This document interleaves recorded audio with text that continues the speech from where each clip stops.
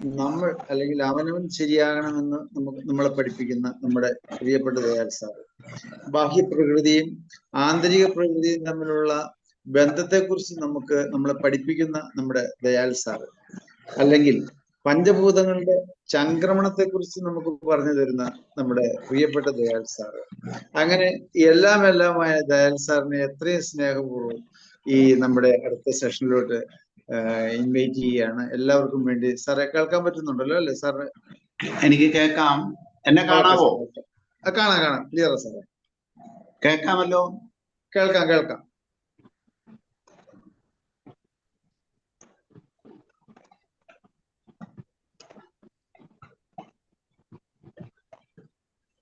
Okay, നമുക്ക് തുടങ്ങാം. Okay sir. Okay, എല്ലാവർക്കും നമസ്കാരം. നമസ്കാരം. നമ്മള് കുറച്ച് ദിവസം മുമ്പ് വരെ നമ്മൾ പഠിച്ചത് കൃഷിയുടെ ശാസ്ത്രം എന്താണെന്നാണ്. കൃഷിയുടെ ശാസ്ത്രം ഇക്കോളജി ആണെന്ന് നമ്മൾ പഠിച്ചു. ഇക്കോളജി എന്താണെന്നും നമ്മൾ പഠിച്ചു. അതായത് നമുക്ക് എന്താ പറ്റിയ, കൃഷിയിൽ എന്താ പറ്റിയ, ആധുനിക കൃഷിയിൽ എന്താ പറ്റിയ, പാരമ്പര്യ കൃഷിയിൽ എന്താ പറ്റിയ. 10,000 വർഷം നമ്മൾ ചെയ്ത കൃഷി പാരമ്പര്യ കൃഷിയായിരുന്നു. അത് ജൈവവള കൃഷി തന്നെയായിരുന്നു. പക്ഷേ അതിന് ആവശ്യത്തിന് ഉത്പാദനം നടത്താൻ കഴിഞ്ഞില്ല. ജനങ്ങൾ പെരുകുന്നതിന് ആനുപാതികമായി വിളവ് എടുക്കാനായിട്ട് പറ്റിയില്ല. അതുകൊണ്ട് തന്നെ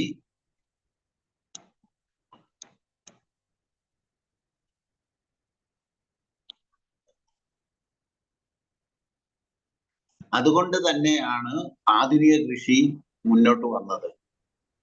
ആധുനിക കൃഷി എടുത്ത ശാസ്ത്രം കെമിസ്ട്രി ആയിരുന്നു.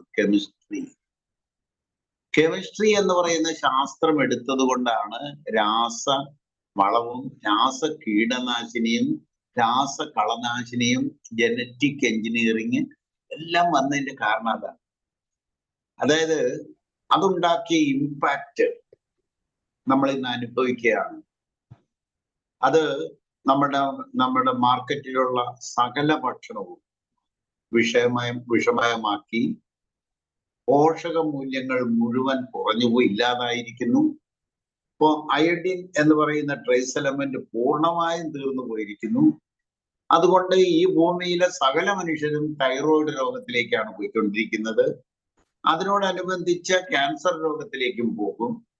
അങ്ങനെ പടിപടിയായി ഡീജനറേഷൻ സംഭവിച്ചു കൊണ്ടിരിക്കുന്ന ഒരു ജീവിയായി നമ്മൾ മാറിയെങ്കിൽ അതിന്റെ പൂർണ്ണ ഉത്തരവാദിത്വം ആധുനിക കൃഷിക്കാണ്.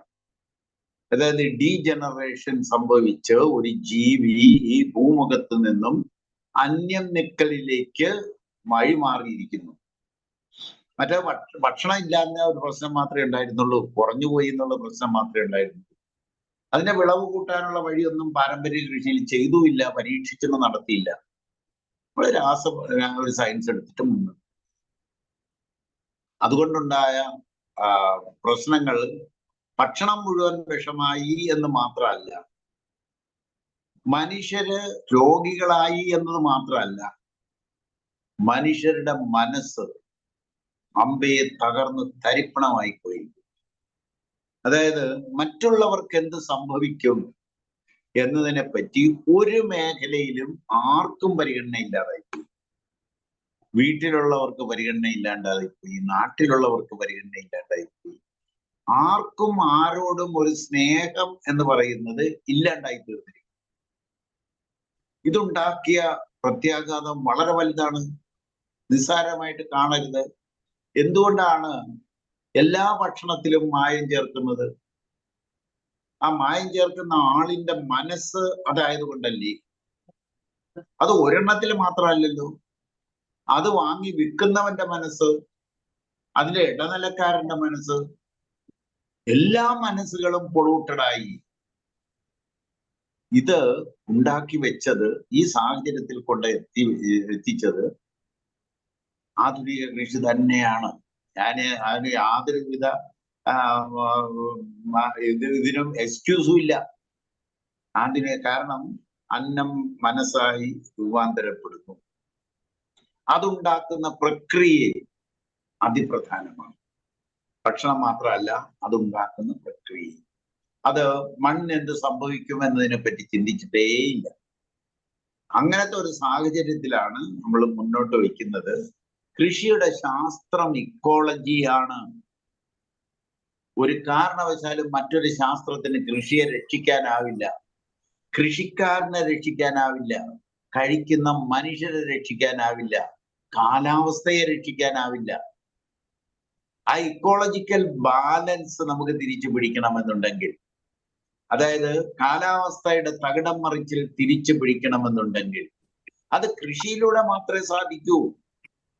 അത് കൃഷിയിലൂടെ സാധിക്കണമെന്നുണ്ടെങ്കിൽ അത് ഇക്കോളജി എന്ന് പറയുന്ന ഒരു ശാസ്ത്രത്തിലൂടെ ഈ ഭൂമിയുടെ ഇക്കോളജിക്കൽ ബാലൻസ് തിരിച്ചു പിടിക്കേണ്ടി വരും.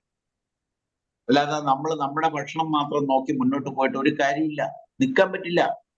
കാലാവസ്ഥ തകിടം മറിഞ്ഞു കഴിഞ്ഞാൽ നമുക്കിവിടെ ജീവിക്കാൻ പറ്റുമോ? ജീവിക്കാനേ പറ്റില്ല. നമ്മുടെ ഇക്കോളജിക്കൽ ബാലൻസ്, സസ്യജാലങ്ങളും ജീവജാലങ്ങളും തമ്മിലുള്ള ബാലൻസ് തെറ്റിയാൽ ജീവിക്കാനാവുമോ? ഇപ്പോൾ തന്നെ ആ മരുവൽക്കരണത്തിന്റെ സിംറ്റംസ് മൈൽ പെരുകി കയറി വരുന്നതിലൂടെ നമുക്ക് തന്നുകൊണ്ടിരിക്കുന്നു. മൈൽ വരുന്നതിന്റെ ലക്ഷണം മരുവൽക്കരണമാണ്, മരുഭൂമിയിലേക്കുള്ള പോക്കാണ്. അതായത് മഴ കുറഞ്ഞ് ഇല്ലാണ്ടാകും. മഴ പെയ്യുന്ന സമയത്ത് വെള്ളപ്പൊക്കമായിരിക്കും. കാലാവസ്ഥ ടോട്ടൽ ചേഞ്ചിലേക്ക് വരും. ഇതിനെല്ലാം മറികടന്ന് അത് കൃഷിയിലൂടെ മാത്രമേ പറ്റൂ. അത് ഇക്കോളജി എന്ന് പറയുന്ന ശാസ്ത്രത്തിനെ ബേസ് ചെയ്ത് ഇക്കോളജിക്കൽ ഡിസൈനിങ്ങിലൂടെ മാത്രമേ നമുക്കത് സാധ്യമാകൂ. മനുഷ്യന്റെ മനസ്സ് തിരിച്ചു പിടിക്കണം, മനുഷ്യരെ നല്ല മനുഷ്യരാക്കണം, മറ്റുള്ളവരെ പരിഗണിക്കുന്നവരാകണം, മറ്റുള്ള ജീവജാലങ്ങളെ പരിഗണിക്കുന്നവരാകണം. എല്ലാ മേഖലകളെയും തിരിച്ചു പിടിക്കേണ്ട ഒരു വഴി, ഒരൊറ്റ ടൂള് കൃഷിയാണെന്ന് അറിഞ്ഞിരിക്കുക. വേറെ ഒരു മേഖലയല്ല, ഇൻഡസ്ട്രി അല്ല, ടെക്നോളജി അല്ല, IT അല്ല, ആർട്ടിഫിഷ്യൽ ഇന്റലിജൻസ് അല്ല. കൃഷി കൃഷി കൃഷി കൃഷി അതിനെടുക്കുന്ന സയൻസ് പഠിക്കുക, അത് അപ്ലൈ ചെയ്യുക, ആവശ്യത്തിന് ഭക്ഷണം ഉണ്ടാക്കാനുള്ള കരുത്ത് നേടിയെടുക്കുക, അറിവ് നേടിയെടുക്കുക. അതുകൊണ്ട് നമ്മൾ കൃഷിയുടെ മേഖലയിലേക്ക് കടക്കുന്നതിന് മുമ്പ് നമ്മൾ കുറച്ച് 10-18ഓളം ഒരു ജീവത്തായ അറിവുകൾ നമ്മൾ പഠിക്കാൻ പോവുകയാണ്. ഒരു 18 അറിവുകൾ, 18എങ്കിലും വേണം. അറിവുകൾ നമ്മൾ പഠിച്ച ശേഷം കൃഷിയെ പറ്റി പഠിക്കാം. ഇന്ന് നമ്മൾ പഠിക്കുന്നത് മണ്ണ്, എന്താണ് മണ്ണിന്റെ വളക്കൂറ് എന്നുള്ളത്. അതായത് 1ാം പാഠം മണ്ണിന്റെ വളക്കൂറ് എന്നതാണ്. മണ്ണിന്റെ വളക്കൂറ് എന്താണ്? വളക്കൂറ് അത് എങ്ങനെ, എവിടുന്ന് വരുന്നു? മണ്ണിന്റെ വളക്കൂറ് എന്നതാണ് നമ്മൾ പഠിക്കുന്ന വിഷയം, ഇന്നത്തെ 1ാം പാഠം. കാരണം നല്ല വളക്കൂറുള്ള മണ്ണിൽ ചെടികളെല്ലാം ആരോഗ്യത്തോടെ വളരുകയും നല്ല വിളവ് തരികയും ചെയ്യും. ഇതിന് ആർക്കും ഒരു സംശയമില്ല. മണ്ണിന് വളക്കൂറുണ്ടാവണം. ആ വളക്കൂറ്, നല്ല വളക്കൂറുണ്ടെങ്കിൽ ആ വളക്കൂറുള്ള മണ്ണിൽ ചെടികൾ ആരോഗ്യത്തോടെ വളരുകയും നല്ല വിളവ് തരികയും ചെയ്യും. എന്താണ് ഈ വളക്കൂറ് എന്ന് പറഞ്ഞാൽ? അത് എങ്ങനെയാണ് ഉണ്ടാവുന്നത്, അത് എവിടുന്നാണ് വരുന്നത് എന്ന് അറിഞ്ഞാലേ നല്ല വളക്കൂറ് നമുക്ക് വളക്കൂറുള്ള മണ്ണ് സംരക്ഷിക്കാനും ഉണ്ടാക്കാനും പറ്റൂ. അതിനെ സൃഷ്ടിച്ചെടുക്കേണ്ടി വന്നിരിക്കുന്നു. കാരണം നമ്മള് കൃഷിയുടെ ചരിത്ര പശ്ചാത്തലം പഠിക്കുമ്പോൾ നമുക്കൊരു കാര്യം മനസ്സിലാകും. നമ്മള് കാട് വെട്ടിത്തെളിച്ച് നല്ല വളക്കൂറുള്ള കന്നി മണ്ണിൽ കൃഷി ആരംഭിച്ചു തുടങ്ങിയതാണ്. ഹൈറേഞ്ച് മേഖലയിൽ കാട് വെട്ടിത്തെളിച്ച് കാടില് കയറി കുടിയേറ്റം നടത്തി ജീവിച്ച മനുഷ്യർക്ക് മുഴുവനും അറിയാം. എന്തായിരുന്നു അവരുടെ ആദ്യകാല മണ്ണ്? ഒരു 60 വർഷം 50 വർഷം മുമ്പ് 50-60 വർഷമല്ല, അതിനേക്കാളൊക്കെ മുൻപ് കാടിലേക്ക് കയറി കാട് വെട്ടിത്തെളിച്ച് കൃഷി ചെയ്തപ്പോൾ ഉണ്ടായിരുന്ന മണ്ണ് എന്ന് ഹൈറേഞ്ച് മേഖലയിൽ ഒരു തലമുറ അല്ലെങ്കിൽ ഒരു 2 തലമുറയ്ക്ക് മുമ്പുള്ള മനുഷ്യർക്ക് നന്നായിട്ട് അറിയാം. ഞാൻ അവരെ ഇന്റർവ്യൂ ചെയ്തിട്ടുണ്ട്. ആ ഇന്റർവ്യൂവില് ഞാൻ അവരോട് ചോദിക്കുന്ന ചോദ്യം ഇതായിരുന്നു: നിങ്ങൾ എത്ര വർഷമായി ഇവിടെ വന്ന് കൃഷി ചെയ്യുന്നു? അവരുടെ അച്ഛൻ അപ്പൂപ്പന്മാർ മുതൽ വന്ന് കൃഷി അവിടെ താമസായതാണ്. അന്നത്തെ മണ്ണിന്റെ അവസ്ഥ എന്തായിരുന്നു? അന്നത്തെ ചേന എങ്ങനെയിരുന്നു എന്നായിരുന്നു ഞാൻ ചോദിക്കുക. ചേന എല്ലാവരോടും ഒരൊറ്റ ചോദ്യമാണ് ചോദിക്കുക: നിങ്ങൾ അന്ന് ഇവിടെ വന്ന് താമസിച്ചു തുടങ്ങിയപ്പോ ചേന കൃഷി ചെയ്തിരുന്നില്ലേ? ചെയ്തിരുന്നു. എന്തായിരുന്നു നിങ്ങളുടെ അനുഭവം? അവര് പറയുന്നത്, ഒരു ചേന നട്ടാല് ആ ചേന കുഴിയിൽ നിന്നും കയറ്റണമെന്നുണ്ടെങ്കിൽ തണ്ടായം വേണം. അതായത് തണ്ടായം കൊണ്ട് കയറ്റാൻ മാത്രമേ കുഴിയിൽ നിന്നും ആ ചേന കരക്ക് കയറ്റാൻ പറ്റൂ. അത്ര വലിയ ചേന അവർ കൃഷി ചെയ്തുണ്ടാക്കിയിരുന്നു. അന്ന് രാസവളം ഉണ്ടായിരുന്നോ? ഇല്ല. കീടനാശിനി ഉണ്ടായിരുന്നോ? ഇല്ല. അന്നത്തെ മണ്ണ് എങ്ങനെയായിരുന്നു? അപ്പോഴാണ് അവർ പറയുക, അത് കന്നി മണ്ണല്ലായിരുന്നോ സാറേ? അതെ, കന്നി മണ്ണിന്റെ ഗുണമാണ് കാണിച്ചത്. അപ്പൊ കന്നി മണ്ണ് എന്ന് പറയുന്ന ഒരു മണ്ണ് ഇവിടെ ഉണ്ട്. കർഷകൻ കന്നി മണ്ണെന്ന് പറഞ്ഞാൽ ആ മണ്ണ് നല്ല കറുത്ത് നല്ല വളക്കൂറുള്ള മണ്ണായിരുന്നു. എല്ലാ മേഖലയിലും അതായിരുന്നു. കൃഷി അവിടെയായിരുന്നു നമ്മൾ ചെയ്തുകൊണ്ടിരുന്നത്. ഇന്ന് ആ മണ്ണിന്റെ കറുപ്പ് കുറഞ്ഞു കുറഞ്ഞു കുറഞ്ഞു കുറഞ്ഞ് മണ്ണ് ചുവപ്പിലേക്ക് എത്തി നിൽക്കുന്നു. റബ്ബർ തോട്ടങ്ങൾ മുഴുവൻ ശ്രദ്ധിച്ചു നോക്കുക. റബ്ബർ തോട്ടങ്ങളിലെ മണ്ണ് കൃഷി ചെയ്യും തോറും മണ്ണിന്റെ നിറം ചുവപ്പിലേക്ക് ചുവപ്പിലേക്ക് ചുവപ്പിലേക്ക് പോയിക്കൊണ്ടിരിക്കുന്നു. എന്നാൽ നേരെ എതിരാണ് ആകേണ്ടിയിരുന്നത്. കൃഷി ചെയ്യും തോറും മണ്ണിന്റെ നിറം കറുപ്പിലേക്ക് കറുപ്പിലേക്ക് കറുപ്പിലേക്ക് വരണം. അല്ലെങ്കിൽ ആ മണ്ണിൽ കൃഷിയാവില്ല. പിന്നെ അതിന് വെറുതെ നമ്മൾ കൃത്രിമ മാർഗങ്ങളൊക്കെ ചെയ്യേണ്ടി വരും, രാസപ്രയോഗങ്ങളൊക്കെ ചെയ്യേണ്ടി വരും. ഇതാണ് ഇന്ന് സംഭവിച്ചത്. അപ്പൊ ആ മണ്ണിന് കറുപ്പ് നിറമുള്ള കന്നിമണ്ണ്, വളക്കൂറുള്ള മണ്ണ് ഉണ്ടായത് എങ്ങനെയാണ് മണ്ണിന് വളക്കൂറുണ്ടായത്? അത് എവിടുന്നാണ് വന്നത്? ഈ 2 കാര്യങ്ങൾ കർഷകൻ അറിഞ്ഞിരുന്നേ പറ്റും. മണ്ണാണ് പ്രധാനം. നമ്മൾ സാധാരണഗതിയിൽ പറയുന്നു, വിത്ത് ഗുണം 10 ഗുണം. യാതൊരു സംശയവുമില്ല. വിത്തിന്റെ ഗുണം 10 ഗുണം തന്നെയാണ്. വിത്തിന് നല്ലതല്ലെങ്കിൽ എല്ലാം മോശമായി വരും. പക്ഷേ വിത്തിനേക്കാളും പ്രധാനം മണ്ണ് ഗുണം 11 ഗുണമെന്ന് നമ്മൾ പഠിക്കണം.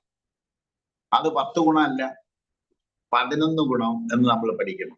മണ്ണിന്റെ ഗുണമാണ് യഥാർത്ഥ ഗുണം. വിത്ത് നല്ല വളക്കൂറുള്ള മണ്ണിൽ നല്ല വിത്ത് വീണാൽ നല്ല വിളവ് കിട്ടും.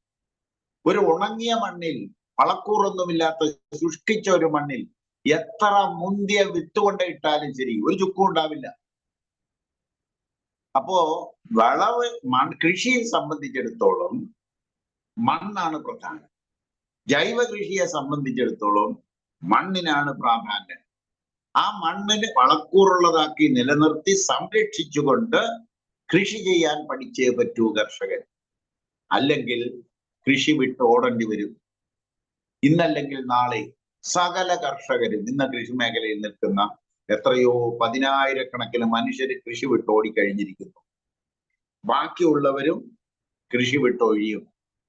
അത് താമസിയാതെ സംഭവിക്കാൻ പോകുന്ന കാര്യമാണ്. അങ്ങനെ പോകാതിരിക്കണമെന്നുണ്ടെങ്കിൽ നമ്മുടെ മണ്ണിന്റെ വളക്കൂറ് ഉണ്ടാക്കിയെടുക്കാനും അത് നിലനിർത്താനും പഠിച്ചേ പറ്റും. അപ്പൊ നമ്മൾ മനസ്സിലാക്കേണ്ട ഒരു കാര്യം, എന്താണ് ഈ വളക്കൂറ്? എങ്ങനെയാണ് ഈ കറുത്ത മണ്ണ്, നല്ല കന്നി മണ്ണ് ഇവിടെ ഉണ്ടായിരുന്നത് എങ്ങനെയാണ്, ഉണ്ടായി വരുന്നത് എങ്ങനെയാണ്? സസ്യജാലങ്ങളുടെ ഇലയും തണ്ടും തടിയും മണ്ണിൽ വീണ് പൊടിഞ്ഞ് മണ്ണിന്റെ ഭാഗമായി തീരുമ്പോൾ, മണ്ണിൽ അലിഞ്ഞു ചേരുമ്പോൾ മണ്ണിന് വളക്കൂറുണ്ടാവുന്നു. ഇതെല്ലാവർക്കും അറിയാവുന്ന കാര്യമാണ്. അല്ലാതെ ഇത് പ്രത്യേക കാര്യമൊന്നുമല്ല. സസ്യജാലങ്ങൾ, അതിൻ്റെ ഇല പൊടിഞ്ഞു ചേർന്നാൽ മണ്ണിന് വളക്കൂറുണ്ടാവും. തണ്ട് പൊടിഞ്ഞു ചേർന്നാൽ മണ്ണിന് വളക്കൂറുണ്ടാവും, തടി പൊടിഞ്ഞു ചേർന്നാലും മണ്ണിന് വളക്കൂറുണ്ടാവും. ഇതിൽ ഏതെല്ലാം സസ്യങ്ങൾ പെടും? നമ്മൾ സാധാരണ കർഷകര് ചിലപ്പോൾ ചില സസ്യങ്ങളെ തള്ളിക്കളയാറുണ്ട്. തേക്കിന്റെ ഇല കൃഷിക്ക് പറ്റില്ല, അക്കേഷ്യയുടെ ഇല കൃഷിക്ക് പറ്റില്ല, ചില ഇനം സസ്യങ്ങളുടെ ഇലകൾ കൊള്ളില്ല, വളക്കൂറില്ല, ദോഷം ചെയ്യുന്നതാണ് എന്നൊക്കെ പറയാറുണ്ട്. അങ്ങനെ ഒന്നില്ല. ഈ ഭൂമിയിലെ സകലമാന സസ്യങ്ങളും, പൂപ്പല് മുതൽ മാനം മുട്ട വളരുന്ന സകല സസ്യജാലങ്ങളുടെയും ഇലയും തണ്ടും തടിയും മണ്ണിൽ വീണ് പൊടിഞ്ഞ് മണ്ണിന്റെ ഭാഗമായി തീരുമ്പോൾ മണ്ണിന് വളക്കൂറുണ്ടാവും. ഇതിൽ ശ്രദ്ധിക്കേണ്ട ഒരു കാര്യമേ ഉള്ളൂ. ഇപ്പൊ തേക്കിന്റെ ഇലയിൽ ഓയിലുണ്ട്. തേക്കിന്റെ ഇല മാത്രമാകരുത്, മറ്റുള്ള ഇലകൾക്കൊപ്പം ഇതുമാകാം. അക്കേഷ്യയുടെ ഇല മാത്രമാകരുത്, ബാക്കിയുള്ള ഇലകൾക്കൊപ്പം ഇതുമാകാം എന്നുള്ളതേ ഉള്ളൂ. അല്ലാതെ തേക്ക് കൊള്ളില്ല എന്ന് പറഞ്ഞ് ദൂരെ കളയരുത്. തേക്കിന് തേക്കിൻ്റെതായ ധർമ്മം അവിടെയുണ്ട്, ആവശ്യം അവിടെയുണ്ട്. അതെന്താണെന്ന് നമുക്കറിയില്ല, എന്താണ് ആ മണ്ണിന് കൊടുക്കുന്നതെന്ന് നമുക്കറിയില്ല എന്ന് മാത്രം. അതുകൊണ്ട് തേക്കിനെയും അതുപോലുള്ള ഒരു സസ്യങ്ങളെയും തള്ളിക്കളയാനില്ല നമുക്ക്. ഈ ഭൂമിയിലുള്ള സകല സസ്യജാലങ്ങളും മതിലേൽ പറ്റിപ്പിടിച്ച് വളരുന്ന പൂപ്പൽ മുതൽ മാനം മുട്ട വളരുന്ന സകല സസ്യങ്ങളുടെയും ഇലയും തണ്ടും തടിയും മണ്ണിൽ വീണ് പൊടിഞ്ഞ് മണ്ണിൽ അലിഞ്ഞു ചേരുമ്പോൾ, മണ്ണായി മാറുമ്പോൾ മണ്ണിന് വളക്കൂറുണ്ടാവുന്നു. ഇതെല്ലാവർക്കും അറിയാവുന്ന കാര്യമാണല്ലോ. ഇനി വേറൊരു വിഭാഗമുണ്ട് ഇവിടെ. ജീവജാലങ്ങളുടെ ഉച്ഛിഷ്ടങ്ങളും ജീവി ചത്തടിയുമ്പോഴും മണ്ണിന് വളക്കൂറുണ്ടാവും. പശുവിന്റെ ചാണകം, മൂത്രം, പശു ചത്തു കഴിഞ്ഞാൽ അതിന്റെ എല്ലുപൊടി, അതിന്റെ തൊകല്, ഊറക്കിട്ട അതിന്റെ വളം, ആ ജീവി അതേപടി തന്നെ തത്തുകയർന്നാൽ മണ്ണിന് വളക്കൂറുണ്ടാവും. ഇവിടെയും ഏതെങ്കിലും ഒരു ജീവിയുടെ ഉച്ഛിഷ്ടം മാത്രമാണോ വളക്കൂറുണ്ടാക്കുക? പശുവിന്റെ ചാണകവും മൂത്രവും, അതിന്റെ ആട്ടിൻ കാഷ്ടവും മൂത്രവും, എരുമയുടെ ചാണകവും മൂത്രവും, എല്ലാ ജീവജാലങ്ങളുടെയും ഒരു കാര്യവും കൂടി മനസ്സിലാക്കേണ്ടതുണ്ട്. മനുഷ്യന്റെ മലവും മൂത്രവും കൂടി മണ്ണ് വളക്കൂറുണ്ടാക്കുന്ന ഒന്നാണ്. അല്ല, അത് വളക്കൂറുണ്ടാക്കാത്ത ഒന്നല്ല. തേക്കിന്റെ ഇല പോലെ മാറ്റി നിർത്താനുള്ളതല്ല മനുഷ്യമലവും മൂത്രവും. കൃഷിയിൽ, മണ്ണിൽ മനുഷ്യന്റെ ഉച്ഛിഷ്ടമായ മലവും മൂത്രവും കൂടി വേണ്ട രീതിയിൽ കമ്പോസ്റ്റ് ആക്കി മണ്ണിൽ കൃഷിയിടത്തിലേക്ക് വരേണ്ടതാണ്. അത് ഇതുവരെ നമ്മൾ അത്ര കാര്യമായി ശ്രദ്ധിച്ചിട്ടില്ല. മനുഷ്യന്റെ മൂത്രത്തിലെ യൂറിയ നമ്മൾ പരിഗണിച്ചിട്ടില്ല. ഇനി അത് പറ്റില്ല. മനുഷ്യന്റെ മൂത്രവും മലവും കൂടി വന്നാൽ എന്തുമാത്രം ക്വാണ്ടിറ്റി വരുമെന്നു.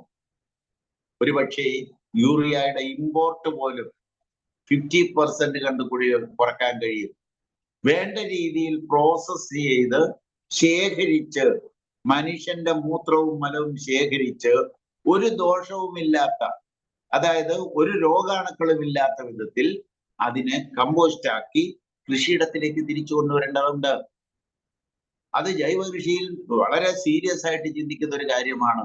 അതിന് ട്രയൽ നമ്മൾ ചെയ്തു കഴിഞ്ഞു. കാരണം ഇതാണ്, മനുഷ്യമലത്തിന്റെയും മൂത്രത്തിന്റെയും ചെടികൾക്ക് വളരെ പ്രധാനപ്പെട്ട ആവശ്യങ്ങൾ സപ്ലൈ ചെയ്യാൻ കഴിയും.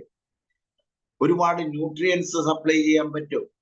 മറ്റേത് ജീവിയുടെ മലവും മൂത്രത്തെക്കാളും സസ്യജാലങ്ങൾ, പ്രത്യേകിച്ച് ഫ്രൂട്ട് ട്രീസ്, വിളവ് തരുന്നവർക്ക് മനുഷ്യന്റെ മലവും മൂത്രത്തിനും പ്രസക്തി ഉണ്ട്. അത് നമ്മൾ കൊടുക്കാനുള്ള നടപടിയിലേക്ക് ഇതേവരെ നീങ്ങിയിട്ടില്ല, ഇനിയും നീങ്ങേണ്ടി വരും. അപ്പൊ നമുക്ക് ഒരു കാര്യം മനസ്സിലായി, ജീവജാലങ്ങൾ, അത് ബാക്ടീരിയ മുതൽ ആന വരെ, മനുഷ്യൻ ഉൾപ്പെട്ട ആന വരെ ഉള്ള ജീവജാലങ്ങളുടെ ഉച്ഛിഷ്ടങ്ങളും ജീവിയും ചത്തടിഞ്ഞാൽ മണ്ണിന് വളക്കൂറുണ്ടാവും. അതായത് സസ്യകുടുംബം, പ്ലാന്റ് കിങ്ഡം, സസ്യകുടുംബത്തിലെ സകല സസ്യങ്ങളും, ജീവി കുടുംബം, അനിമൽ കിങ്ഡത്തിലെ സകല ജീവികളുടെയും ഉച്ഛിഷ്ടങ്ങളും അവ ചത്തടിയുമ്പോഴും, അവ മണ്ണിൽ ചേർന്ന് കഴിയുമ്പോൾ ഇവർ രണ്ടുപേരും കൂടി ചേർന്നിട്ടാണ് മണ്ണിന് വളക്കൂറുണ്ടാക്കുക. ഈ കന്നിമണ്ണുണ്ടായത് അങ്ങനെയാണ്. ഒരു കാട് വെട്ടിത്തെളിച്ചപ്പോൾ ആ കാട്ടിലെ മണ്ണ് നല്ല കന്നിമണ്ണായതും നല്ല ഉരുളി പോലത്തെ ചേന ഉണ്ടാക്കാൻ കഴിഞ്ഞതും ഒരു തരി രാസവളം പോലും ഇടാതെ അത്രയും നല്ല വിളവ് കൊയ്യാൻ കഴിഞ്ഞതും ആ കന്നിമണ്ണ രണ്ടും സസ്യജാലങ്ങളുടെ ഇലയും തണ്ടും തടിയും വീണ് നൂറ്റാണ്ടുകൾ കൊണ്ട് 1000 ആണ്ടുകൾ കൊണ്ട് അത് വീണടിഞ്ഞ് പൊടിഞ്ഞ് മണ്ണിന്റെ ഭാഗമായി തീർന്നതാണ്. അത് ജീവജാലങ്ങൾ ഭക്ഷിച്ചു, ജീവജാലങ്ങൾ ഭക്ഷിച്ചു, സസ്യജാലങ്ങളുടെ ഫലങ്ങൾ ജീവജാലങ്ങൾ ഭക്ഷിച്ചു, അവയുടെ ഉച്ഛിഷ്ടം വീണു. ഒടുവിൽ വയസ്സായപ്പോൾ ജീവജാലങ്ങൾ ചത്തടിഞ്ഞ് മണ്ണിൽ ചേർന്നു. ഇങ്ങനെ 2 കൂട്ടർ ചേർന്നിട്ടാണ് മണ്ണ് വളക്കൂറുണ്ടാക്കുക. അപ്പോ വളക്കൂറുണ്ടാക്കുന്നത് എങ്ങനെയാണെന്ന് നമുക്ക് മനസ്സിലായി. സസ്യകുടുംബവും ജീവി കുടുംബവും അവയുടെ ഉച്ഛിഷ്ടങ്ങളും അവയും ചത്തടിയുമ്പോൾ മണ്ണിന് വളക്കൂറുണ്ടാകും.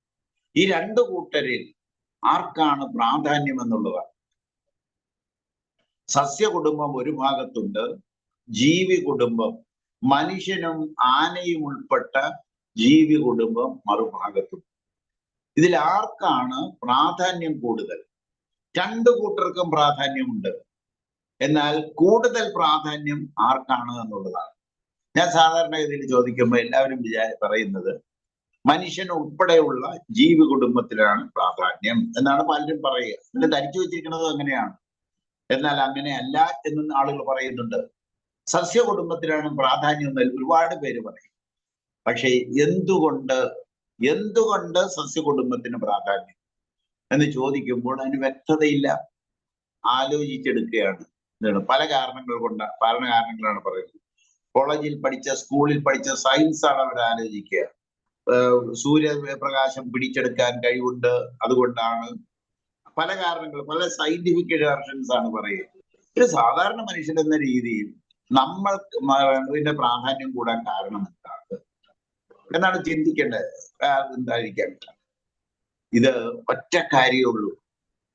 ഈ ജീവിവർഗം, ബാക്ടീരിയ മുതൽ മനുഷ്യൻ ഉൾപ്പെടെ മാനവരെയുള്ള ജീവിവർഗം ജീവിക്കണമെന്നുണ്ടെങ്കിൽ സസ്യജാലങ്ങളെ ആശ്രയിച്ചേ പറ്റൂ. സസ്യജാലങ്ങളെ ഡിപ്പെൻഡ് ചെയ്താണ് ജീവവർഗം നിലനിൽക്കുന്നത്. സസ്യജാലങ്ങളുടെ ഓക്സിജൻ വേണം നമുക്ക്. സസ്യജാലങ്ങൾ മഴ പെയ്തിറങ്ങുന്ന വെള്ളത്തെ മണ്ണിൽ പിടിച്ചു നിർത്തി കണ്ണീര് പോലെ ഇറ്റിച്ച് പുഴയിലൂടെ ഒഴുക്കി തരണം നമുക്ക്. വേനലിലും ഒഴുക്കി തരണം. അപ്പൊ വെള്ളം നമുക്ക് സുലഭമായി മഴക്കാലത്ത് മാത്രം കിട്ടിയാൽ പോലെ വേനലിലും കിട്ടുന്ന രീതിയിൽ അതിനെ മാനേജ് ചെയ്യുന്ന സസ്യങ്ങളാണ്. ഓക്സിജൻ തരുന്നത് സസ്യങ്ങളാണ്. കാലാവസ്ഥ നിയന്ത്രണം ചെയ്യുന്നത് സസ്യങ്ങളാണ്. എല്ലാം ഭക്ഷണം തരുന്നത് സസ്യങ്ങളാണ്. ഭക്ഷണം തരുന്നതും വെള്ളം തരുന്നതും ജീവവായു തരുന്നതും തണുപ്പ് തരുന്നതും കാലാവസ്ഥ നിയന്ത്രിച്ച് ജീവികൾക്ക് ജീവിക്കാൻ അനുകൂലമായ സാഹചര്യം സൃഷ്ടിക്കുന്നത് സസ്യങ്ങളാണ്. അപ്പൊ സസ്യങ്ങൾക്കാണ് പ്രാധാന്യം. ഈ സസ്യങ്ങളുടെ പ്രാധാന്യം മനസ്സിലാക്കാതെയാണ് നാളിതുവരെ കുലം ഈ ഭൂമിയിൽ ജീവിച്ചിട്ടുള്ളത്. അനുകൂലമായ സാഹചര്യങ്ങൾ മനുഷ്യർ കയറി താമസിക്കുകയും അവിടെ വെള്ളമുണ്ട്, പുഴയുണ്ട്, മണ്ണുണ്ട്, അങ്ങനെയുള്ള സ്ഥലത്ത് കയറി താമസിക്കുകയും അവിടെ കൃഷി ചെയ്യുകയും ഈ സസ്യജാലങ്ങൾ നല്ലൊരു ശതമാനം നശിപ്പിക്കുകയും പതിപടിയായി അവിടെ മരുഭൂമിയാവുകയും അവിടം വിട്ട് വേറൊരു സ്ഥലത്ത് പോയി താമസിക്കുകയും ചെയ്യുന്ന ഒരു വർഗമാണ് മനുഷ്യര്. ഇന്ന് അതല്ലേ നടത്തിക്കൊണ്ടിരിക്കുന്നത്. സസ്യജാലങ്ങളെ മുഴുവൻ ഉന്മൂലനം ചെയ്തിട്ട് കെട്ടിടങ്ങൾ കൊണ്ട് നിറച്ചു, സകല കെട്ടിടങ്ങൾ കൊണ്ട് നിറച്ചു വെച്ചിരിക്കുന്ന ടൗൺഷിപ്പുകൾ കൊണ്ട് നിറഞ്ഞിരിക്കുന്നു നമ്മളുടെ ഭൂമി. ഇത് കാലാവസ്ഥയെ തകിടം മറിക്കില്ലേ? സസ്യജാലങ്ങളുടെ എണ്ണം ക്രമാതീതമായി കുറച്ചുകൊണ്ടിരിക്കുകയല്ലേ? ക്രമാതീതമായി വികസന പദ്ധതികളെല്ലാം സസ്യജാലങ്ങളെ ഒന്നുകൊണ്ടല്ലേ ഇരിക്കുക. ഇങ്ങനെ നമുക്ക് ഈ മനുഷ്യ ജീവിക്ക് ഈ ഭൂമിയിൽ മുന്നോട്ട് പോകാനാവില്ല. ഇത് നമ്മൾ വളരെ വ്യക്തമായി മനസ്സിലാക്കേണ്ട ഒരു കാര്യമാണ്. അതായത് ഒരു ചെറിയ കാടുണ്ട്. ആ ചെറിയ കാട് കാലം ചെല്ലും തോറും വലുതായിക്കൊണ്ടിരിക്കും. ഓരോ വർഷം കഴിയും തോറും വലുതായിക്കൊണ്ടിരിക്കും. കാട് വലുതാകുന്നതിനനുസരിച്ച് കാട്ടിനുള്ളിലെ ജീവജാലങ്ങളുടെ എണ്ണം കൂടിക്കൊണ്ടിരിക്കും, ജീവജാലങ്ങളുടെ വൈവിധ്യവും കൂടിക്കൊണ്ടിരിക്കും. അതനുസരിച്ച് സസ്യജാലങ്ങളുടെ വൈവിധ്യം കൂടും. ഇങ്ങനെ പരസ്പര പൂരകങ്ങളായി ഒരു ചെറിയ കാട് വലുതായിക്കൊണ്ടേയിരിക്കും. മനുഷ്യൻ കയറി വെട്ടിയില്ലെങ്കിൽ, തീയിട്ടില്ലെങ്കിൽ ഈ കാട് വലുതായിക്കൊണ്ടേയിരിക്കും. കാട്ടിനുള്ള ജീവികളുടെ എണ്ണം പെരുകിക്കൊണ്ടേയിരിക്കും. ഇത് പ്രകൃതിയുടെ ഒരു കണക്ക് ശാസ്ത്രമാണ്. റേഷ്യോ ആൻഡ് പ്രൊപ്പോർഷൻ എന്ന് പറയുന്ന ഒരു കണക്ക് ശാസ്ത്രമാണ്. അതായത് സസ്യജാലങ്ങൾ പെരുകണം, ആനുപാതികമായി വേണം ജീവജാലങ്ങൾ പെരുകാൻ എന്ന ഒരു റേഷ്യോ ആൻഡ് പ്രൊപ്പോർഷൻ എന്ന് പറയുന്ന ആ ഒരു കാര്യമാണ് നടക്കുക. അപ്പൊ നമുക്ക് നോക്കുമ്പോ സസ്യജാലങ്ങളെ നമ്മൾ ഉപയോഗിക്കാനുള്ള ഒരു ഉപഭോഗ വസ്തുവായിട്ട് കണക്കാക്കി അതിന്റെ എണ്ണം പെരുകുന്നുണ്ടോ കുറയുന്നുണ്ടോ ഇല്ലെന്ന് നോക്കാതെ തോന്നിയതുപോലെ നമ്മൾ ജീവിക്കുന്നു. അങ്ങനെ ജീവിക്കാൻ പ്രകൃതി അനുവദിക്കില്ല. സസ്യജാലങ്ങളുടെ എണ്ണം പെരുക്കിക്കൊണ്ട് ജീവജാലങ്ങൾക്ക് പെരുകാം. ഇപ്പോൾ നമ്മൾ പെരുകുമ്പോൾ എന്താ സംഭവിക്കണേ? മനുഷ്യൻ പെരുകി, അതായത് ഈ ഭൂമിയിലെ ഒരു ജീവി അനധികൃതമായി പെരുകി, മറ്റുള്ള ജീവജാലങ്ങളുടെ എണ്ണം കുറഞ്ഞു, സസ്യജാലങ്ങളുടെ എണ്ണവും കുറഞ്ഞു. യഥാർത്ഥത്തിലാകേണ്ടത് ജീവിവർഗം പെരുകുമ്പോൾ സസ്യജാലങ്ങളെ പെരുക്കിക്കൊണ്ട് വേണം. ഇത് ഇപ്പോൾ നടക്കുന്ന പെരുക്കം ഇൻവേഴ്സ് പ്രൊപ്പോർഷൻ ആണ്. Inverse proportion. മറ്റത് ഡയറക്റ്റ്ലി പ്രൊപ്പോർഷനേറ്റ് ആണ്. സസ്യജാലങ്ങൾ പെരുകുക, ആനുപാതികമായി ജീവജാലങ്ങൾ പെരുകുക. ഇത് ഡയറക്റ്റ്ലി പ്രൊപ്പോർഷനേറ്റ് ആണ്. ഇപ്പോൾ ജീവജാലങ്ങളുടെ എണ്ണം കൂടി, സസ്യജാലങ്ങളുടെ എണ്ണം കുറഞ്ഞു. ഓട്ടോമാറ്റിക്കായിട്ട് പ്രശ്നം വരില്ലേ?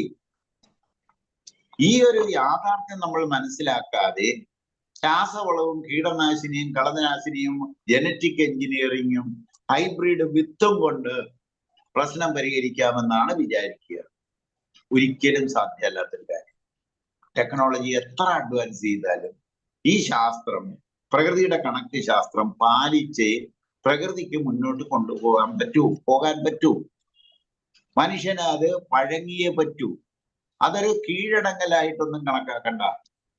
പ്രകൃതിക്ക് അനുകൂലമാകുക, പ്രകൃതി നിയമാനുസൃതമായി കാര്യങ്ങൾ മനസ്സിലാക്കി മുന്നോട്ട് പോയേ പറ്റൂ.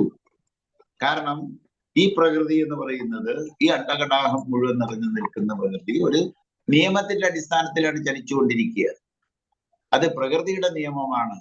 ആ നിയമം തെറ്റിക്കാൻ മനുഷ്യർക്കാവില്ല.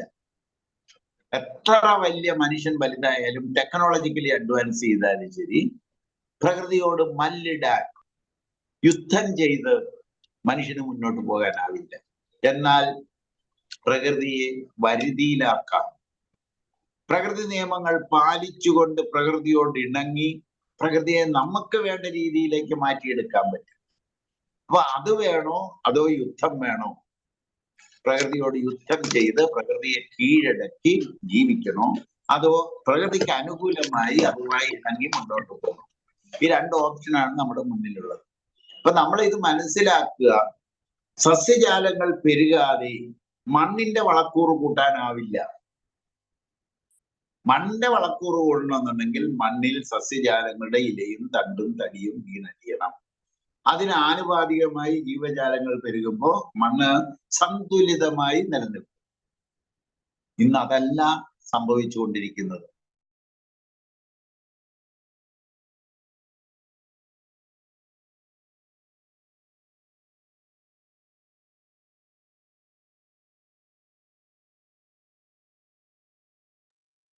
സാറേ സ്റ്റക്കായെന്ന് തോന്നുന്നു. കൂട്ടണം. ഡെൻസിറ്റിയും ഡൈവേഴ്സിറ്റിയും കൂട്ടിക്കൊണ്ടേ നമുക്ക് കൃഷി മുന്നോട്ട് കൊണ്ടുപോകാൻ പറ്റും.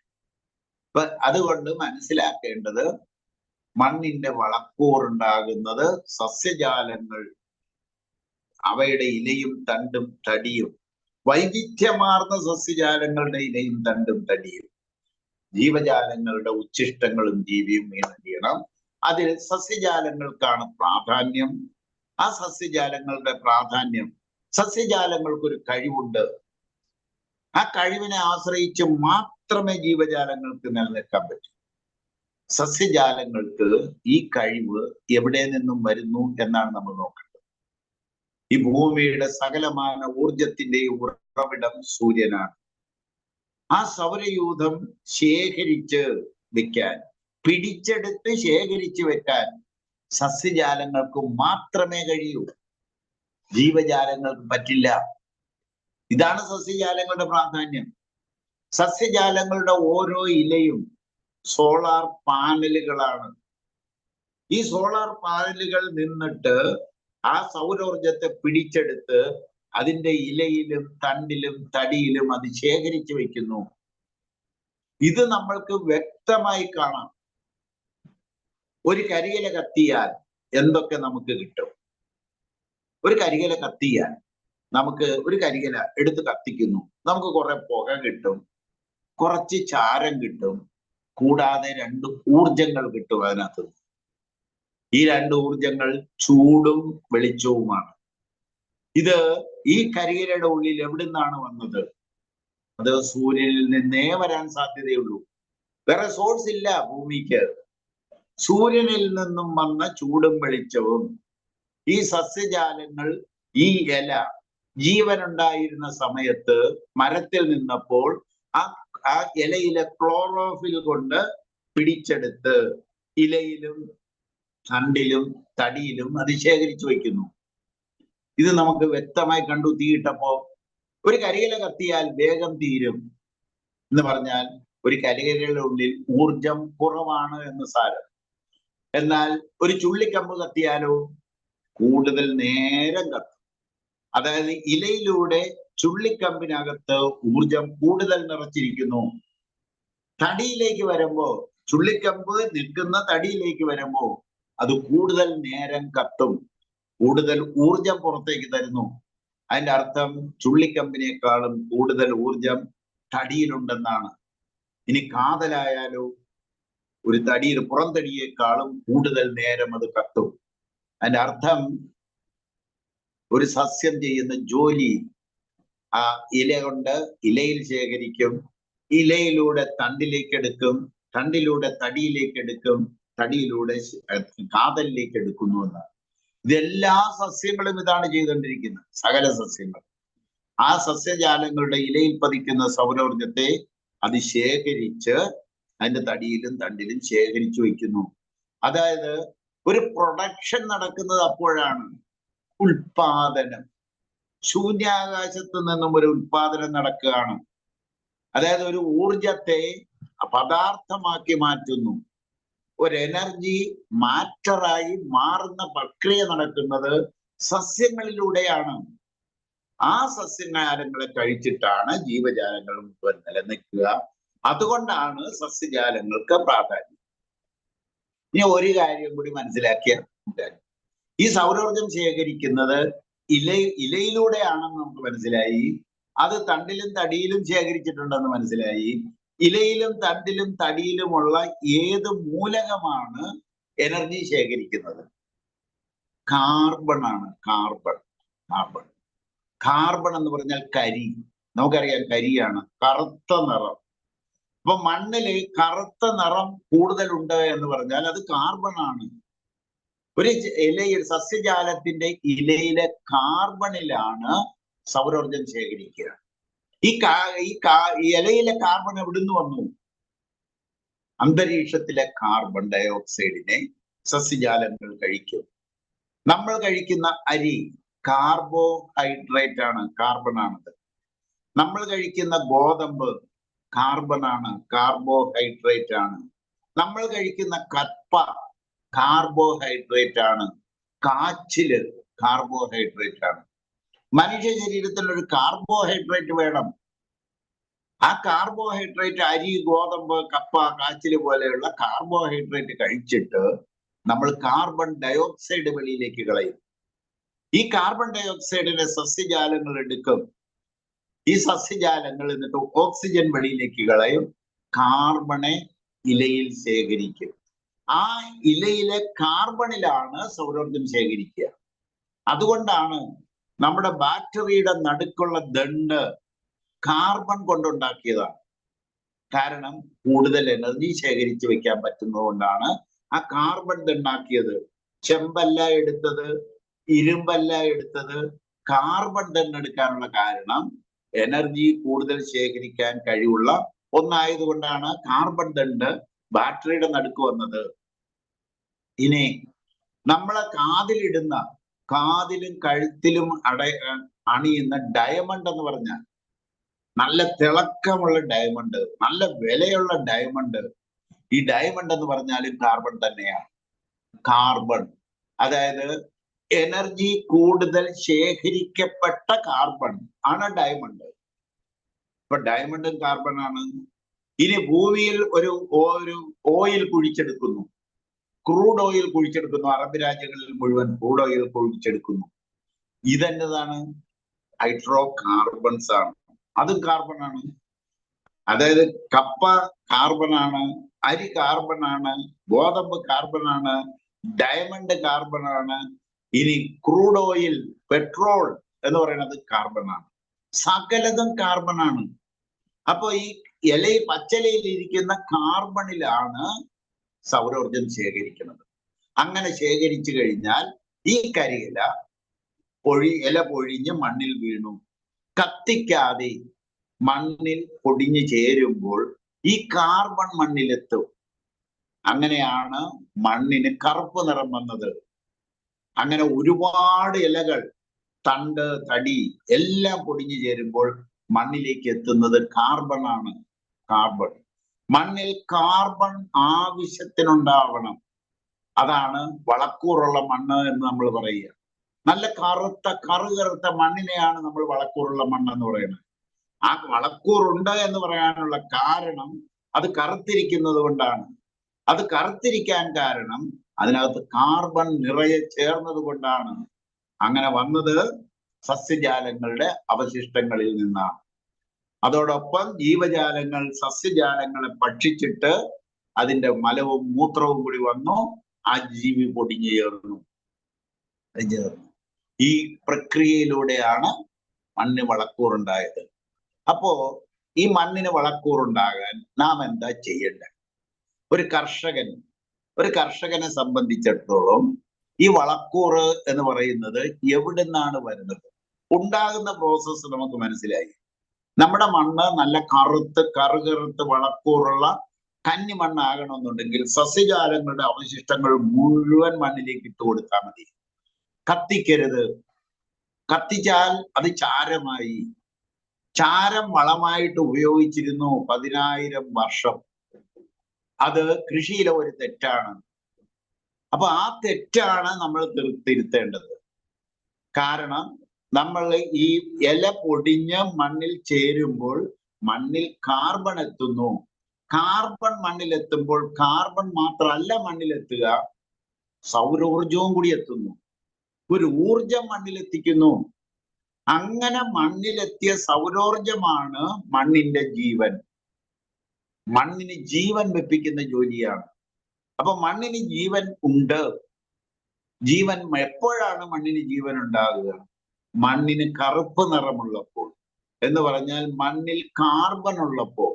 ഈ കാർബണിന്റെ പേര് ലിവിങ് കാർബൺ എന്നാണ്. ലിവിങ് കാർബൺ, ജീവനുള്ള കാർബൺ എന്ന് പറഞ്ഞാൽ അതിനകത്ത് ഊർജമുണ്ട്, ജീവനുണ്ട്, സൂര്യപ്രകാശമുണ്ട്. മണ്ണിലെത്തിയ സൗരോർജമാണ് മണ്ണിന്റെ ജീവൻ. മണ്ണിനെ ജീവൻ വെപ്പിക്കാൻ, മണ്ണിലേക്ക് ഊർജം എത്തിക്കാൻ സസ്യജാലങ്ങൾക്ക് മാത്രമേ കഴിയൂ. സസ്യജാലങ്ങൾ അത് ശേഖരിച്ചിട്ട് മണ്ണിലേക്ക് എത്തും. നമ്മൾ ചെയ്യുന്നതെന്ന് ആലോചിച്ച് നോക്കി. നൂറ്റാണ്ടുകളായി 10,000 വർഷമായി പാരമ്പര്യ കൃഷിയിൽ ചെയ്തുകൊണ്ടിരിക്കുന്ന ഒരു തെറ്റാണ് തീയിടൽ. കാരണം നമുക്കൊരു കാര്യം മനസ്സിലായി, ചാരം വളമാണ്. ശരി, പൊട്ടാഷ് അതിനകത്താണ് കൂടുതലുള്ളത്. അതുകൊണ്ട് നമ്മൾ കത്തിച്ചിട്ട് എല്ലാ കളകളുടെ സീഡുകളും കത്തിപ്പോകും, എല്ലാ രോഗാണുക്കളും നശിച്ചു പോകും. അതിനായിട്ട് നമ്മൾ കത്തിക്കുന്നത് ഒരു തെറ്റാണ്. ഇക്കോളജി ശാസ്ത്രപ്രകാരം തീയിടരുത്. ഒരു കരിയില പോലും നാട്ടിലും കാട്ടിലും കത്തരുത്, ഒരിടത്തും കത്തരുത്. Organic matter കത്തരുത്. കത്തിയാൽ മണ്ണിന് വളക്കൂർ ഉണ്ടാവില്ല. എന്ന് മാത്രമല്ല, ഈ വളക്കൂർ വരുന്നത് എവിടെ നിന്നാണ് എന്നുകൂടി നമ്മൾ അറിയണം. മനസ്സിലായി? സൂര്യപ്രകാശം ഇലകൾ പിടിച്ചെടുത്തു, അത് മണ്ണിലെത്തി, മണ്ണിൽ കാർബൺ എത്തി, മണ്ണിന് വളക്കൂർ ഉണ്ടായി. അങ്ങനെ ഉണ്ടെങ്കിൽ നമ്മുടെ വളക്കൂർ വരുന്നത് എവിടുന്നാണ്? നമ്മുടെ വളക്കൂർ വരുന്നത് സൂര്യനിൽ നിന്നാണ്, വളക്കടയിൽ നിന്നല്ല. വളം വാങ്ങുന്ന കടയിൽ നിന്നല്ല വളക്കൂർ വരിക, സൂര്യനിൽ നിന്നാണ്. സൂര്യനിൽ നിന്നും വരുന്ന സൗരോർജത്തെ സസ്യജാലങ്ങളിലെ കാർബൺ പിടിച്ചെടുത്ത് ശേഖരിച്ചതാണ് നമ്മുടെ വളക്കൂർ. അതിന്റെ പ്രോസസ്സാണ് സസ്യജാലങ്ങൾ വീണടിഞ്ഞ് ജീവജാലങ്ങൾ തിന്ന് അവയുടെ ഉച്ഛിഷ്ടങ്ങളും വീണ് മണ്ണ് വളക്കൂർ ഉണ്ടാവുക. ഈ ഒരൊറ്റ കാര്യം സാധ്യമാക്കിയാൽ മതി. ഈ സൂര്യപ്രകാശം ഒരു പച്ചലയിലല്ലാതെ മറ്റേത് പ്രതലത്തിൽ വീണാലും അത് പാഴാണ്. ഒരു പച്ചലയില്ല, നേരെ മണ്ണിലേക്ക് പതിഞ്ഞു, ശേഖരിക്കപ്പെടുന്നില്ല. താറിട്ട റോഡിൽ വീഴുന്നു, ശേഖരിക്കപ്പെടുന്നില്ല. നമ്മുടെ പെരയുടെ ഓടിൽ വീഴുന്നു, ശേഖരിക്കപ്പെടുന്നില്ല. കോൺക്രീറ്റിൽ പതിയുന്നു, ശേഖരിക്കപ്പെടുന്നില്ല. ഉണക്ക കരിയിലയിൽ വീഴുന്നു, ശേഖരിക്കപ്പെടുന്നില്ല. ഇന്ന് എത്രമാത്രം ഊർജമാണ് നമ്മൾ നഷ്ടപ്പെടുത്തുന്നത്. താറിട്ട റോഡിൽ വീഴുന്ന സൂര്യപ്രകാശം ശേഖരിക്കപ്പെടുന്നില്ല. പെരയുടെ മേൽക്കൂരയിൽ വീഴുന്ന സൂര്യപ്രകാശം നമ്മൾ ശേഖരിക്കപ്പെടുന്നില്ല. ഈ ശേഖരിക്കപ്പെടാതെ നാളിതുവരെ, ഇന്ന് രാവിലെ മുതൽ വൈകുന്നത് വരെ നമ്മുടെ പുരയുടെ മുകളിൽ വീണ് പാഴായ, ശേഖരിക്കാതെ പോയ സൂര്യപ്രകാശം ഇനി എന്നെങ്കിലും ആർക്കെങ്കിലും ഏതെങ്കിലും തലമുറയ്ക്ക് പിടിച്ചെടുക്കാൻ പറ്റും? എന്നേക്കുമായിട്ടുള്ള നഷ്ടമാണ്, എന്നേക്കുമായിട്ടുള്ള നഷ്ടം. അപ്പൊ ഒരു മനുഷ്യന്റെ പ്രധാനമായ കർമ്മം, കർഷകന്റെ മാത്രമല്ല, ഈ ഭൂമിയിൽ ജീവിക്കുന്ന, ഭക്ഷണം കഴിച്ച് ജീവിക്കുന്ന സകല മനുഷ്യരുടെയും ധർമ്മം എന്താണെന്ന് വെച്ചാൽ, അവൻ സൂര്യപ്രകാശം പാഴാക്കരുത്. ഏതെങ്കിലും ഒരു പച്ചില കൊണ്ട് അതിനെ ശേഖരിക്കണം. ഇന്ന ഇലയെന്നില്ല, കളയെന്നോ വിളയെന്നോ ഏതെങ്കിലും ഒരു ഇല കൊണ്ട് അതിനെ ശേഖരിക്കണം. ഒരിക്കൽ ശേഖരിച്ചു കഴിഞ്ഞാൽ ഇന്നല്ലെങ്കിൽ നാളെ അത് ഉണങ്ങി മണ്ണിലേക്ക് എത്തും, പ്രായമായി ചത്തടിഞ്ഞ് മണ്ണിലേക്ക് എത്തും. അപ്പൊ രണ്ടേ രണ്ട് കാര്യങ്ങളാണ് നമ്മൾ ചെയ്യേണ്ടത് മണ്ണിന് വളക്കൂർ ഉണ്ടാകാൻ. രണ്ടേ രണ്ട് കാര്യങ്ങൾ. ഒന്ന്, സൂര്യപ്രകാശം പാഴാക്കരുത്, മണ്ണിൽ പതിയരുത്, തുറന്ന മണ്ണിൽ പതിയരുത്. ഏതെങ്കിലും ഒരു പച്ചലയിലെ പതിയാവും. എന്ന് പറഞ്ഞാൽ നമ്മുടെ കൃഷിയിടം വളരെ ഡെൻസ് ആയിരിക്കണം, കാട് പോലെ ഇരിക്കണം, കാട് പോലെ ഇരിക്കണം. സൂര്യപ്രകാശം ഒരിക്കലും പാഴാകരുത്, മണ്ണ് തുറന്നു കിടക്കരുത് എന്ന് സാരം. എങ്കിലേ നമ്മുടെ എനർജി ശേഖരണം നടക്കും. അപ്പൊ ഉടനെ ഒരു സംശയം വരാം, ഷെയ്ഡിൽ വല്ലതും വളരുമോ, പച്ചക്കറി വളരുമോ? ഷെയ്ഡിന് പ്രത്യേകം ഷെയ്ഡ്, സൂര്യപ്രകാശം നേരിട്ട് വേണ്ട വിളകളുണ്ട്. ആ വിളകൾക്ക് പ്രത്യേകം ഇടം വേണം. മറ്റുള്ള ഇടങ്ങളിൽ ശേഖരിക്കപ്പെട്ട കരിയിലയും ചപ്പു ചവറും കൊണ്ടുപോയി അവിടെ ഇട്ടുകൊടുക്കുകയും വേണം. അല്ലെങ്കിൽ അവിടെ ഒന്നും ഉണ്ടാവില്ല. അവിടെ ശേഖരിക്കുന്നത് പോരാതെ വരും, പുറത്തുള്ളത് ശേഖരിച്ചുകൊണ്ട് ഇട്ടുകൊടുക്കണം. അങ്ങനെ ചെയ്യേണ്ടി വരും. അപ്പൊ ഒറ്റ കാര്യം മനസ്സിലാക്കുക, ഒരു കർഷകൻ ചെയ്യേണ്ട ജോലി അവന്റെ മണ്ണ് വളക്കൂറുള്ളതാക്കി നിലനിർത്തണമെന്നുണ്ടെങ്കിൽ ഒന്നാമത്തെ കാര്യം, അവന്റെ കൃഷിയിടത്തിൽ പതിക്കുന്ന സൗരോർജത്തെ ഒരു രശ്മി പോലും പാഴാകാതെ ശേഖരിക്കണം. ഏതെങ്കിലും ഒരു ഇല കൊണ്ട് ശേഖരിക്കണം. ഇതാണ് അവന്റെ പരമപ്രധാനമായ കർത്തവ്യം. ഇത് ചെയ്യാതെ കൃഷി മുന്നോട്ട് പോവില്ല, ഒരിക്കലും മുന്നോട്ട് പോവില്ല. നമ്മുടെ മണ്ണിലെ കാർബണിന്റെ തോത് ഒരു 3% ഉണ്ടായാൽ മാത്രമേ നമുക്ക് അവിടെ കൃഷിയാവൂ. അപ്പൊ മണ്ണിന്റെ വളക്കൂറ് എന്ന് പറഞ്ഞാൽ മണ്ണിൽ ചേർന്നിരിക്കുന്ന കാർബണാണ് പ്രധാനം. അതൊരു 3% അവിടെ ഉണ്ടായാൽ മാത്രമേ നമുക്ക് ആ മണ്ണിൽ കൃഷിയാവൂ. ആ മണ്ണിൽ എന്തും വിളയിക്കാം, എന്തും വിളയിക്കാം. ഇന്ന് നമ്മളുടെ മണ്ണിന്റെ നിറം ചുവന്നു പോയിക്കൊണ്ടിരിക്കുന്നു. ചുവപ്പിലേക്ക് പോയിക്കൊണ്ടിരിക്കുന്നു. വളക്കൂറ് കാർബണിന്റെ തോത് ബിലോ 1% ആണ്. 1% താഴെയാണ് നമ്മുടെ മണ്ണിലെ കാർബണിന്റെ തോത്. ഇത് നമ്മൾ വീണ്ടും പഠിക്കും. ഇപ്പൊ വളക്കൂറ് എന്താണ് എന്ന് നമ്മൾ നല്ല മനസ്സിലാക്കും. നല്ല മണ്ണിന്റെ വളക്കൂറ് ഉള്ള മണ്ണ് എന്ന് പറഞ്ഞാൽ ആ മണ്ണിൽ എത്രയോ കാർബൺ നിറഞ്ഞിരിക്കുന്ന മണ്ണ്, അതിൽ അത്രയോ സൂര്യപ്രകാശം ചേർന്നിരിക്കുന്ന മണ്ണ്. ഇനി നമ്മൾക്ക് പുറമേ കിടക്കുന്ന, ഇപ്പൊ റോഡിലേക്ക് നമ്മൾ ഇറങ്ങുമ്പോൾ റോഡ് റമ്പിൽ കിടക്കുന്ന കരിയിലകൾ നമ്മൾ എന്ത് ചെയ്യണം എന്നുള്ളതാണ്. ഉണക്ക പുല്ലുകൾ കാണാം. ഇതിനെ എന്ത് ചെയ്യണം? ആ ഉണക്കപ്പലകളും കരിയിലകളും ശേഖരിച്ചു കൊണ്ടുവന്ന് നമ്മുടെ പറമ്പിലിടണം. കാരണം പുറമേ ശേഖരിക്കപ്പെട്ട ഊർജത്തെ കൃഷിയിടത്തിലേക്ക് കൊണ്ടുവന്നിടണം. മണ്ണിനെ കറുപ്പിക്കണം, കന്നിമണ്ണാക്കുക. ഇത് ആദ്യത്തെ ജോലിയാണ് നമ്മുടെ. എവിടെയെല്ലാം ഇതുപോലെയുള്ള ജൈവ അവശിഷ്ടം കിടപ്പുണ്ടോ, സസ്യ അവശിഷ്ടമുണ്ടോ, അതൊക്കെ കൊണ്ടുവന്ന് മണ്ണിലേക്ക് നിറയ്ക്കുക. എവിടെയെല്ലാം ജീവികളുടെ വേസ്റ്റുകൾ കിടപ്പുണ്ടോ അതെല്ലാം കൊണ്ടുവന്ന് മണ്ണിലേക്ക് ഇടുക. അതൊരു കമ്പോസ്റ്റിംഗ് ടെക്നോളജി നമ്മൾ പഠിക്കും. ആ കമ്പോസ്റ്റിംഗ് ടെക്നോളജിയിലൂടെ മണമില്ലാത്ത കമ്പോസ്റ്റ് ആക്കി കൃഷിയിടത്തിലേക്ക് കൊണ്ടുവന്നിട്ട് മണ്ണ് കണ്ണിലെ കൃഷ്ണമണി പോലെ സംരക്ഷിച്ച് നിലനിർത്തണം. എങ്കിൽ മാത്രമേ നമുക്ക് നല്ല വിളവ് കിട്ടൂ. അപ്പൊ ഇതാണ് ഒന്നാം പാഠം. ഒന്നാം പാഠമാണ് ആദ്യം തറവാകേണ്ടത്. മണ്ണിന്റെ വളക്കൂറ്, ഇംഗ്ലീഷിൽ ഫെർട്ടിലിറ്റി ഓഫ്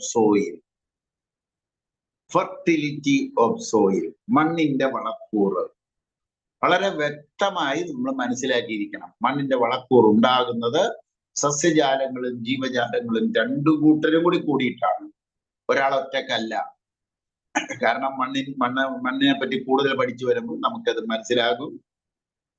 സസ്യജാലങ്ങളും ജീവജാലങ്ങളും കൂടി ചേർന്ന് മണ്ണിൽ പൊടിഞ്ഞ് ചേർന്ന് മണ്ണിന് വളക്കൂറുണ്ടാക്കുന്നു. അതിൽ സസ്യജാലങ്ങൾക്കാണ് പ്രാധാന്യം. ഈ വളക്കൂറ് വരുന്നത് സൂര്യനിൽ നിന്നാണ്. മണ്ണിന് ജീവൻ വെപ്പിക്കുക എന്നുള്ളതാണ്. മണ്ണിന്റെ ജീവൻ എന്താണെന്ന് നാം ആദ്യം പഠിച്ചാലേ മനുഷ്യന്റെ ജീവൻ എന്താണെന്ന് നമുക്ക് പഠിക്കാൻ പറ്റും. മണ്ണിന്റെ ജീവൻ എന്ന് പറയുന്നത് സൂര്യപ്രകാശമാണ്. അത് നമ്മുടെ മണ്ണിലേക്ക് എത്തിക്കുന്നത് കാർബണാണ്. നമ്മുടെ ജീവൻ എന്ന് പറയുന്നത് സൂര്യപ്രകാശമാണ്. അത് നമ്മളിലേക്ക് എത്തിക്കുന്നത് കാർബണാണ്. ആ കാർബൺ കണ്ടന്റ് ഉള്ളതാണ് അരി, ഗോതമ്പ്, കാച്ചില്, കപ്പ. ഹൈഡ്രോ കാർബൺസ് ആണ്. അതിന് നിറം വെള്ളയാണെന്ന് മാത്രം. മണ്ണിലെ കാർബൺ കറുത്തതാണെങ്കിൽ നമ്മുടെ കഴിക്കുന്ന ഗോതമ്പും അരിയുടെ കാർബൺ വെളുത്തതാണ്.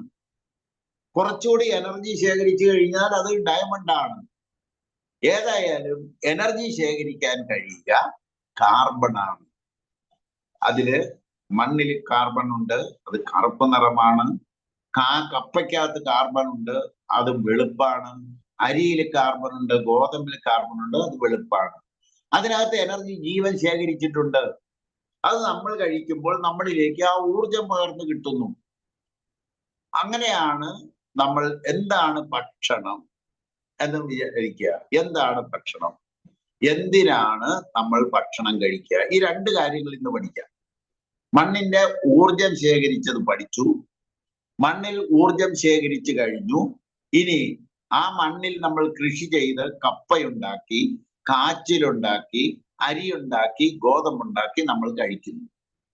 നമ്മൾ കഴിക്കുമ്പോൾ നമുക്ക് എന്തിനാണ് നമ്മൾ ഭക്ഷണം കഴിക്കുന്നത്? ഊർജത്തിന് വേണ്ടിയിട്ടല്ലേ?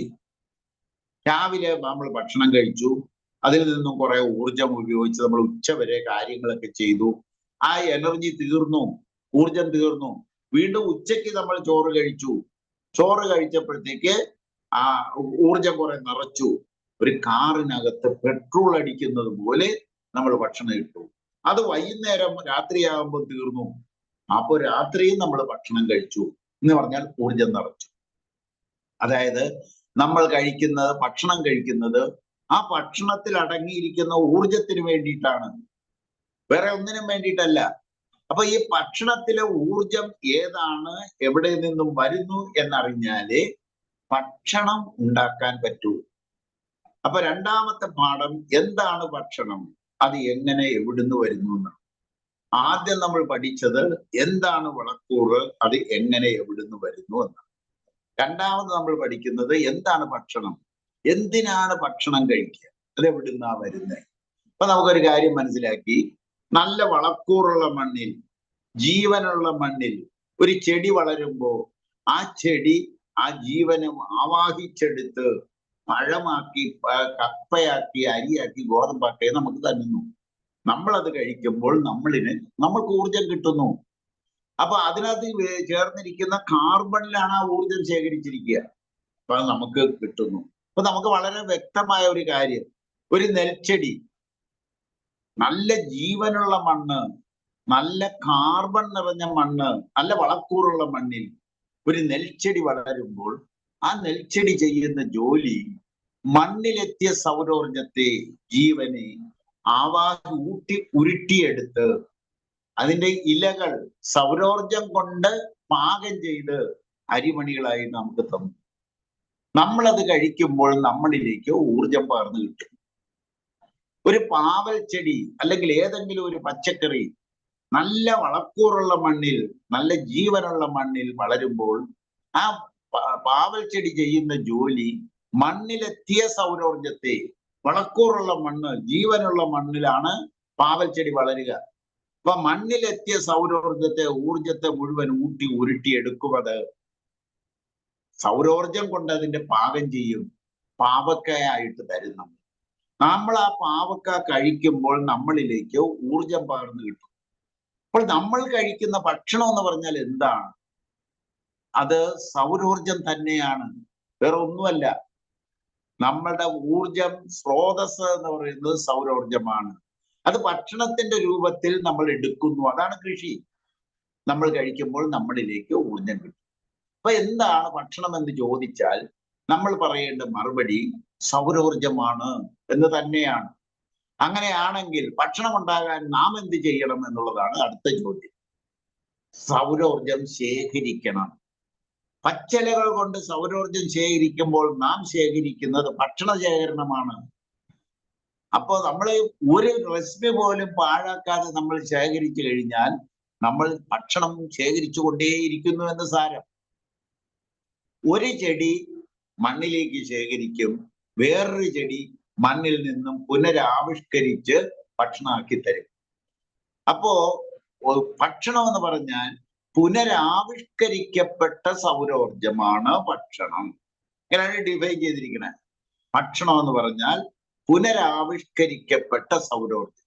ഒരു ചെടി അതിനെ മണ്ണിലേക്ക് ചേർത്തു, മണ്ണിൽ നിന്നും വേറൊരു ചെടി ഭക്ഷണമാക്കി തന്നു. നമ്മൾ സാധാരണ മനുഷ്യരോട് പറയുന്ന ഒരു കാര്യം, ഒരു പ്ലേറ്റ് നിറച്ച് നമ്മുടെ മുന്നിൽ ചോറിരിക്കുന്നു. ചോറ്, ഒരു പാത്രം നിറച്ച് ചോറിരിക്കുകയാണ്. എന്താണ് ആ ചോറ്? ചോറെന്ന് പറഞ്ഞാൽ എന്താണ്? അത് ഒരു പറ്റം സൂര്യകിരണങ്ങളാണ്. എന്നോ എപ്പോഴോ ഏതോ ചെടി പിടിച്ചെടുത്ത സൂര്യകിരണങ്ങളാണ് വേറൊരു ചെടി പുനരാവിഷ്കരിച്ച് ചോറിന്റെ രൂപത്തിൽ നമ്മുടെ മുന്നിൽ വെച്ചിരിക്കുന്നത്. നമുക്ക് ചോറുണ്ടാവാൻ സൂര്യപ്രകാശം ശേഖരിച്ചേ പറ്റൂ. നമുക്ക് മാങ്ങ ഉണ്ടാകാൻ, പാവക്കായ ഉണ്ടാകാൻ, പയറുണ്ടാകാൻ, തേങ്ങ ഉണ്ടാകാൻ, മാങ്ങ എന്തുണ്ടാകണമെന്നുണ്ടെങ്കിൽ സൗരോർജം ശേഖരിച്ചേ പറ്റൂ. കാരണം സൗരോർജമാണ് ഭക്ഷണം. പുനരാവിഷ്കരിക്കപ്പെട്ട സൗരോർജമാണ് ഭക്ഷണം. രശ്മി പാഴാക്കുമ്പോൾ, പിടിച്ചെടുക്കാതിരിക്കുമ്പോൾ നമ്മുടെ ഭക്ഷണ ശേഖരണം നടക്കുന്നില്ല. റോഡിൽ വീണ് പാഴാകുന്ന സൂര്യപ്രകാശം, ആ പാഴാകുന്നത് നമ്മുടെ ഭക്ഷണമാണ്. ഒരു കരിയിലയിൽ വീഴുന്ന ഭക്ഷണം, തുറന്ന മണ്ണിൽ വീണ് പാഴാകുന്ന സൂര്യപ്രകാശം നമ്മുടെ ഭക്ഷണമാണ്. ഇത് നമ്മൾ തിരിച്ചറിയണം. സൂര്യപ്രകാശം ഭൂമിയുടെ മൂലധനമാണ്. സൂര്യപ്രകാശമാണ് നമ്മളുടെ ഭക്ഷണം. ഇത് പിടിച്ചെടുത്ത് ശേഖരിച്ച് ജീവജാലങ്ങൾക്ക് കൊടുത്ത് ജീവജാലങ്ങൾ അത് കഴിച്ച് അവരുടെ ഉച്ഛിഷ്ടങ്ങൾ വീണ് മണ്ണിലെത്തി മണ്ണിൽ നിന്നും വേറൊരു ചെടി ഭക്ഷണം ഉണ്ടാക്കി നമുക്ക് തരുന്നു. ഇത് കൃഷിയുടെ പ്രോസസ് ഇതാണ്. സൂര്യനാണ് സൂര്യൻ, നമ്മുടെ ഭക്ഷണം സൂര്യനാണ്. സൂര്യനെയാണ് നമ്മൾ കഴിച്ചുകൊണ്ടിരിക്കുന്നത്. സൗരോർജമാണ് നമുക്ക് വേണ്ടത്. ഇത് മനസ്സിലാക്കിയുള്ള ഒരു കൃഷിക്ക് മാത്രമേ ഈ സൂര്യപ്രകാശമാണ് ഭൂമിയുടെ റിസോഴ്സ്. ഭൂമിയിലെ നമ്മുടെ പ്രകൃതി വിഭവം എന്ന് പറയുന്നത് സൂര്യപ്രകാശമാണ്. അത് ഭക്ഷണം എന്ന് പറയുന്നത് സൂര്യപ്രകാശമായിരിക്കെ അത് ഒരു അൺലിമിറ്റഡ് ആണ്. അതായത് എത്ര വേണേലും ഉണ്ട്. ഇത് നമ്മളെ പഠിപ്പിക്കുന്നത്, സ്കൂളിൽ പഠിപ്പിക്കുന്നത് മനുഷ്യൻ പെരുകിയത് കൊണ്ടാണ് പട്ടിണി ഉണ്ടാകാൻ കാരണം, പ്രശ്നങ്ങൾ ഉണ്ടാകാൻ കാരണമെന്നാണ്. എന്നാൽ ജനപ്പെരുപ്പമല്ല കാരണം. പ്രശ്നങ്ങൾക്ക് കാരണം ജനപ്പെരുപ്പമല്ല. ഒരു കുഞ്ഞ് ജനിക്കുമ്പോൾ അതിനൊരു വായും വയറും മാത്രമല്ല. പട്ടിണി കൊണ്ട് മരിക്കേണ്ട കാര്യമില്ല. അതിന് രണ്ട് കൈകളും, കരുത്തുറ്റ രണ്ട് കൈകളും ഒരു വലിയ തലച്ചോറുമുണ്ട്. അത് ഉപയോഗിച്ചിട്ട് സൂര്യപ്രകാശത്തെ പിടിച്ചെടുക്കണം. സസ്യജാലങ്ങളുടെ എണ്ണം കുറഞ്ഞതാണ് കാരണം. സൂര്യപ്രകാശമാണ് നമ്മുടെ റിസോഴ്സ്, നമ്മുടെ പ്രകൃതി വിഭവം എന്ന് അറിയാൻ പാടില്ലാത്തത് കൊണ്ടുള്ള കുഴപ്പം മാത്രമാണ്. അതാണ് നമ്മളുടെ ഭക്ഷണം എന്ന് നമുക്ക് അറിവില്ലാത്തത് കൊണ്ട് മാത്രമാണ് പട്ടിണി. അല്ലെങ്കിൽ ഈ ഭൂമുഖത്ത് ഒരു പട്ടിണിയും വരില്ല, വരേണ്ട കാര്യമില്ല. സൂര്യപ്രകാശമാണ് ഭക്ഷണം. അത് അബണ്ടന്റ് ആണ്. ആ റിസോഴ്സ് അബണ്ടന്റ് ആണ്. അത് എന്നും നമുക്ക് സൂര്യൻ അസ്തമിക്കുന്നത് വരെ നമുക്ക് കിട്ടിക്കൊണ്ടിരിക്കും, സൂര്യൻ എരിഞ്ഞടങ്ങുന്നത് വരെ.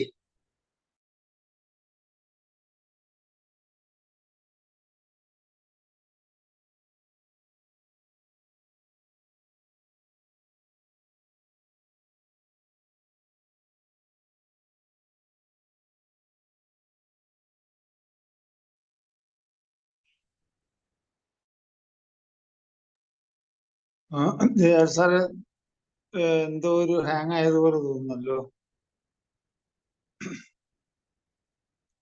നമുക്ക് ആഘോഷ് ഒഴുകിക്കൊണ്ടേയിരിക്കുന്നു. ഇതിനെ ശേഖരി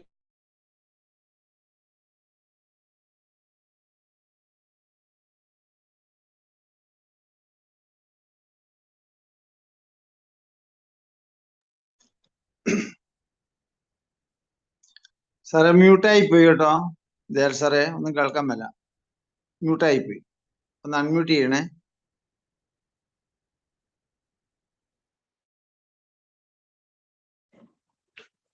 ഇപ്പൊ കേൾക്കാം.